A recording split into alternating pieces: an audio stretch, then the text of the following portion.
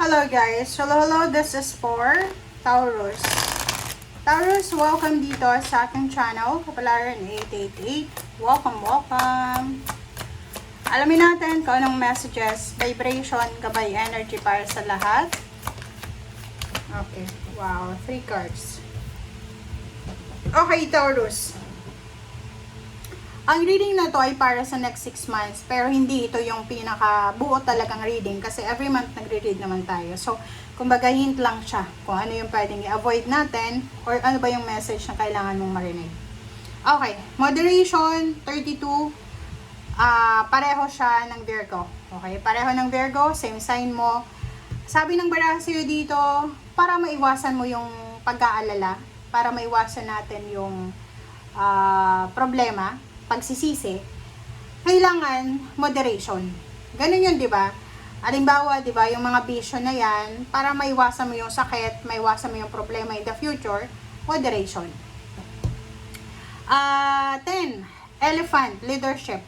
Sa nakikita ko sa'yo dito, sinasabi ng baraha sa'yo na may iba sa inyo dyan na you're married or you're in a relationship or may kalibin or boyfriend, girlfriend, whatever man, companionship.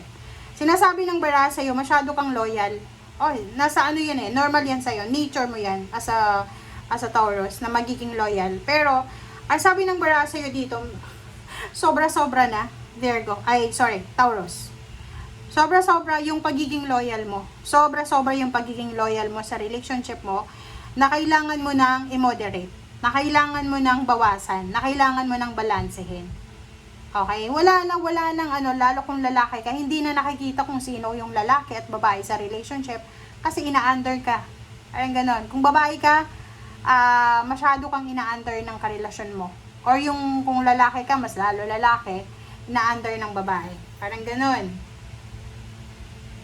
Okay. Taurus, moderation na, kailangan mo na daw ng balance. Kontrolin mo na. 'Di ba?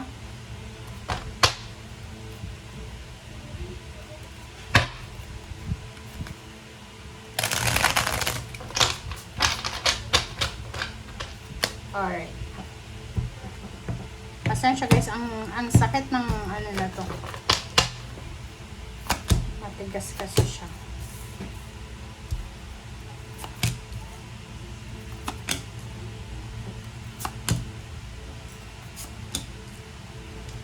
Okay. Ang nakikita ko sa'yo dito, posibleng ikaw ay nakakaramdam ka ng sakit. Parang feeling mo na betray ka. Parang ganon. Feeling inabandon na. Parang ganon. Paki-comment nga sa comment section guys if you feel na something ganito.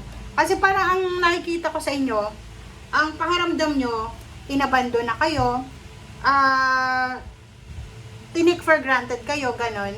Yung iba din sa inyo dito, parang ang pakiramdam nyo, yung mga sacrifices nyo ay nabaliwala lang.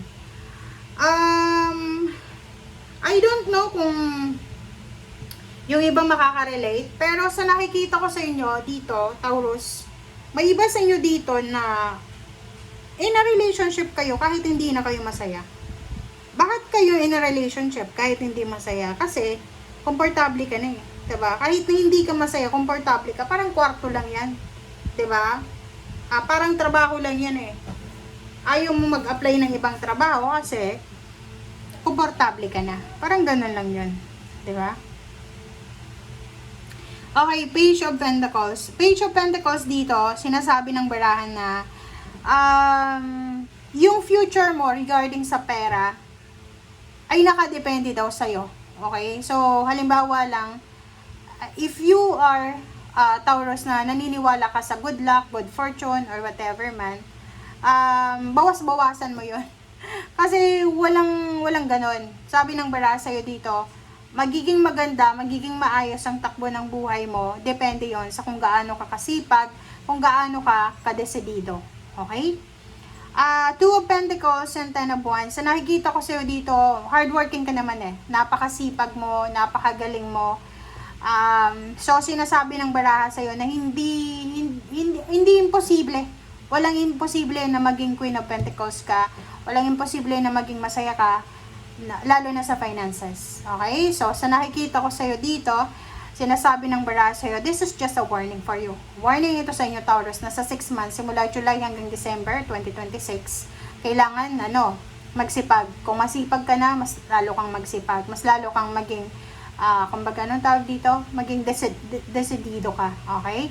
Sinasabi ng baraha, yung pangarap mong maging Queen of Pentacles, yung financial windfall, financial balance, financial stability, mangyayari yan sa tamang panahon. Walang imposible. Kasi masipag ka.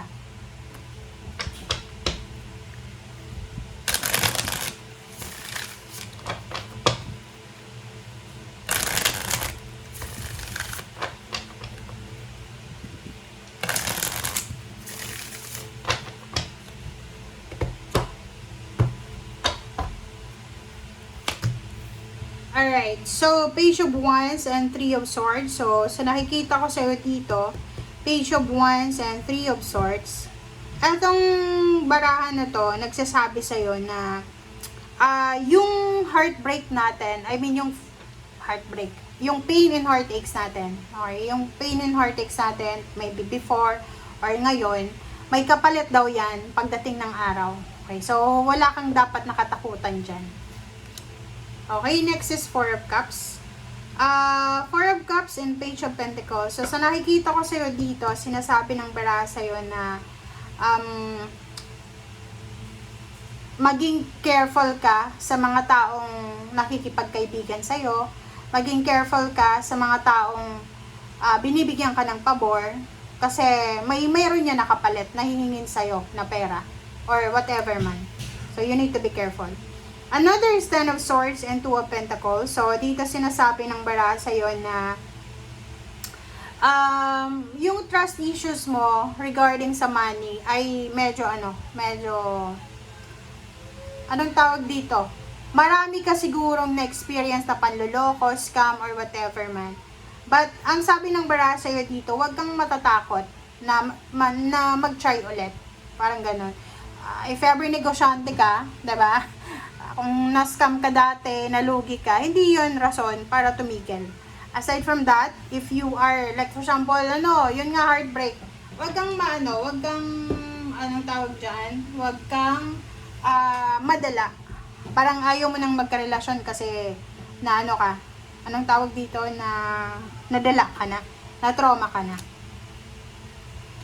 Sabi ng baraha sa'yo dito, there's a good news coming, international or nasa malayong lugar. So, may mga job offers or financial offers ka na matatanggap from other places or sa malayong lugar. Another is the lover. So, nakikita ko sa'yo dito na kung single ka ngayon or maybe in a relationship ka, hindi pa siya yung talagang magiging asawa mo. Kasi parang nakikita ko sa'yo, in far place, sa napakalayong lugar, doon mo makikilala kung sino man ang taong ito. Mayaman siya, or sabihin na natin, financially stable. Diba? Sabi sa'yo malayo talaga siya, guys.